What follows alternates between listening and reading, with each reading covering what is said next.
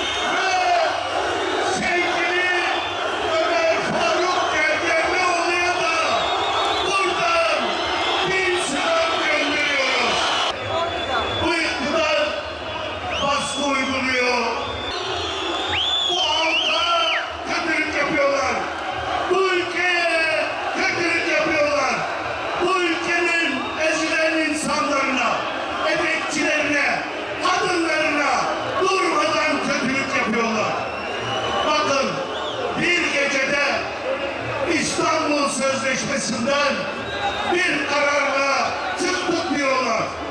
Nedir İstanbul Sözleşmesi?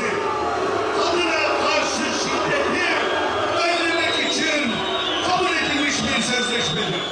Yani kadına karşı kötüler, kadına düşmanlar bunlar.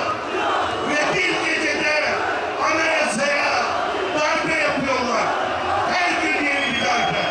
Bu iktidar darbecidir. Bu iktidar kötülüğün sembolüdür. Sizin iradenizle parlamentoya gönderdiğiniz vekillerimizin vekilliklerini haksızca, hukuksuzca düşürüyorlar. Şimdi de Ömer Faruk Gergerlioğlu kardeşimizin vekilliğini düşürdüler. Dün ya da bugün sabaha karşı Ömer Faruk Gergerlioğlu vekilimizi baskın yapıp gözaltına aldılar. Siyasetle yenemedikleri HDP'yi şimdi de savcılarını harekete geçirerek kapatmak istiyorlar. Biz halkımızdan aldığımız güçle demokratik siyasette ısrarımızı devam ettireceğiz. Bundan 8 yıl önce 2013 Nevruz'unda bu meclis